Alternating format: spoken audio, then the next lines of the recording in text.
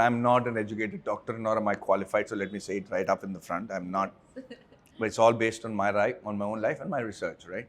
So first thing you have to get in your mind is, stress is a part of your life. If you don't have stress, then your mind is ready to wind up and die.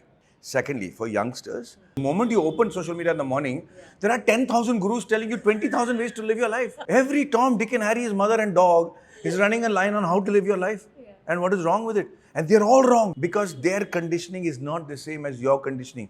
You and I could be both South Indians, but we could have been born in different parts of the world with different set of rules that makes us very different. What we take stress on, for instance, is very different from what you could take stress on. So while you speak extensively about stress, would want to know, how do you take care of your heart? There are three things you need to do if you think you're getting stressful. One is just take a break and breathe, man. The best way to calm your mind is to do deep breathing. And it's called box breathing. Like the time of breathing in, holding the breath, breathing out, holding the breath. It has to be the same. Right. Okay. You will be amazed at which how clarity of thought starts coming into your mind and stress goes off. That's the first tangible thing you can do to get rid of stress. The second thing is, you have to remember, stress is there so that you can appreciate the peace that comes after it. Nothing is constant, So what you're really looking for is just around the corner a little bit. Enjoy that stress a little bit. Know that this too shall pass. So if stress is going to affect your blood pressure and it's going to shoot up to 140, by accepting this, maybe it'll still be at 110. Right. You still have the stress, but the impact of the stress will be much lesser. And find something that gives you fun without a payback. So play with a dog. Just it loves you just because who you are. It's not expecting that you'll give it something in return. What are the situations that make you feel stressed? Oh, when I think about the future of my child, for instance, or you're talking about the health of your parents or the near and dear ones. I'm at an age when everybody's health is a problem. That gives me a lot of stress. Being late for an event because I didn't account for the stupidity of traffic gives me the maximum amount of stress.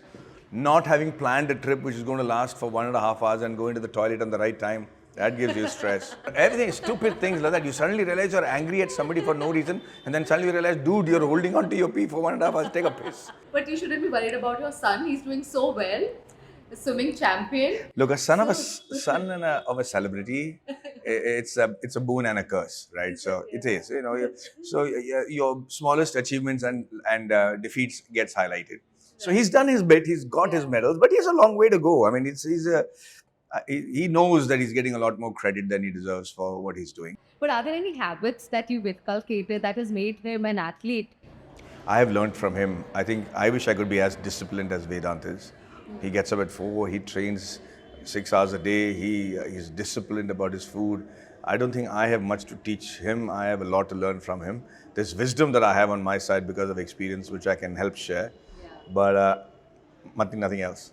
So we're going to play a fun game called Do or Ditch. I'm going to give you a few options. You've got to tell me whether you would do or you would ditch. Okay? Got it. Skipping meals during the day. Do. Drinking at least 8 glasses of water a day. Ditch. Listen to your body. When you're feeling thirsty, don't have the beer, man. Have the water. Right. It's the most important thing. And don't drink water only because you're supposed to drink water. Because it's in my opinion, it's an unnecessary pressure on the kidneys. Snacking on fruits instead of chips. Do. Which is your favorite fruit? Mango. To all the Apus fans, my apologies.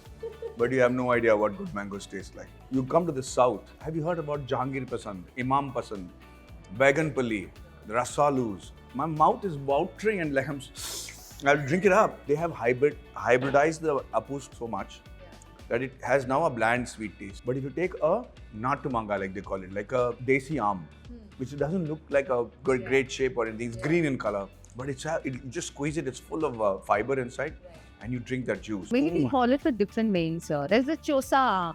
Yeah, the concept is the same, but it's not the same mango. Like langda, for instance. Langda. Kesari, yeah. Badam. Wow.